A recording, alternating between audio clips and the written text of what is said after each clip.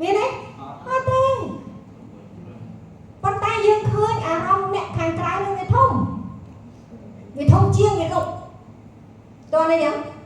ដល់ទៅពេលអស់អានោះគិតទៅមកគិតខ្លួនឯងវាដែរទាំងអស់គ្នាចាំណាទាំងអស់គ្នាថាស្រឡាញ់កូនណាខ្លាំងហ៎ស្រឡាញ់កូនខ្លាំងណាស់មែនទេបងបារាបាយស្រឡាញ់កូនទេចាមានគ្មានម្ដាយណាមិនស្រឡាញ់កូនទេប៉ុន្តែការប៉ັດបងមិនស្រឡាញ់កូនទេស្រឡាញ់អញខ្ញុំស្គាល់ខ្ញុំជួបខ្លួនឯងនេះខ្ញុំមានកូន5នាក់កូនស្រីបងខ្ញុំដឹងថាធ្លាប់និយាយអត់ទេណាបើអ្នកធ្លាប់ស្ដាប់ហើយក៏ទុកឲ្យអ្នកអត់ធ្លាប់ស្ដាប់ចង់ខ្ញុំរាប់គេថាបង្ក្រាបអាកូនបងហ្នឹងក្រាបខ្លាំងព្រោះយល់ថាពេលដែលបង្ក្រាបអាបងទៅអាបងប្អូនវារ៉ាំងតាមហ្នឹងមិនការពិតគាត់បងគាត់ឃើញសុទ្ធអាបងអាបងមិនហ៊ានខ្លួនឯងមកដល់សុទ្ធវាហ្នឹងនៅពេលមួយយើងដោះស្រាយគ្នាដោយសន្តិវិធីនៅក្នុងបន្ទប់តែពីរនាក់និយាយចុះនិយាយឡើងដែលយើងនិយាយហេតុផលថាហេតុអីបានជាយើងគ្រប់គ្រងគាត់ច្រើនជាងគេយើងតាមគាត់ច្រើនជាងគេយើងយកចិត្តទុកដាក់ការងារគាត់ច្រើនជាងគេ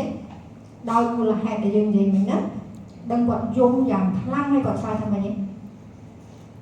ប្រសិនបើកូនអាចរើសជាតិកំណើតបាន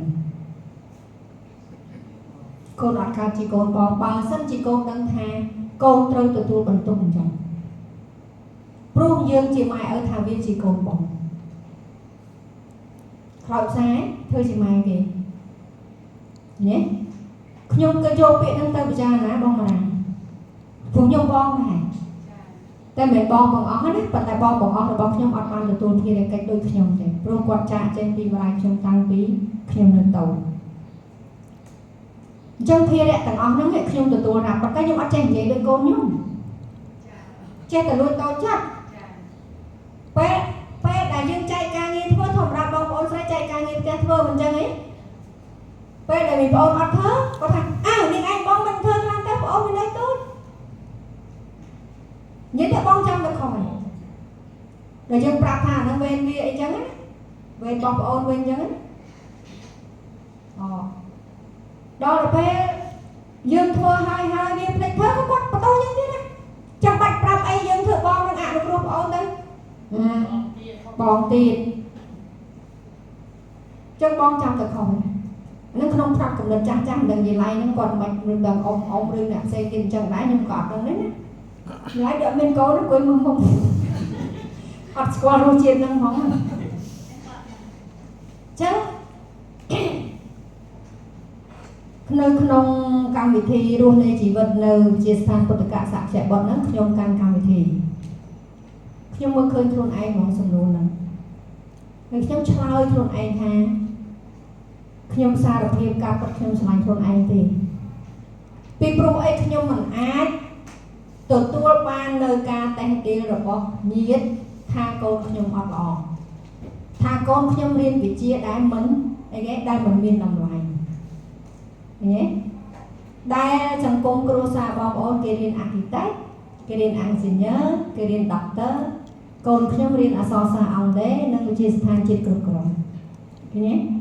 ចឹងយើងមានអ្នកមួយថាយើងកូនយើងត្រូវតែគ្រាន់បានដែរចឹងយើងស្រឡាញ់ខ្លួនឯងក៏ស្រឡាញ់កូនតាមពិតយកកូនជាអាយ៉ងទេដើម្បីមុខមាត់ខ្លួនឯងមែនទេខ្ញុំស្គាល់ច្បាស់ណាស់ចិត្តអស់នឹងខ្ញុំស្គាល់ច្បាស់ចឹងបានខ្ញុំអត់បន្ទិញអកុសលវិបាកអញទេនឹងនៅអកុសលវិបាកអញស្អីទៀតទេហត់ណាអានៅអកុសលវិបាកអញនេះគឺធុញហើយមិនដែលនិយាយពាក្យហ្នឹងឲ្យសុបាយចិត្តអីណាពេលណានិយាយពាក្យហ្នឹងដើមនឹងណាសុបាយចិត្តទេចឹងត្រូវចេះ develop ខ្លួនឯងលើឲ្យចោលកុំបាច់មកពិចារណាអីច្រើនពេករឿងខ្លះអត់ត្រូវការពិចារណាបើសិនអារម្មណ៍នោះជាអារម្មណ៍ក្នុងចំណោមកសិន40ពិចារណាហើយអារម្មណ៍នោះជាអារម្មណ៍វិបស្សនាថាវាកើតដល់ជានិច្ចទុក្ខអនត្តាពិចារណាទៅមិនបាច់ចាំអកុសលវិបាកអញកុសលវិបាកអញអកុសលវិបាកអញនឹងដែល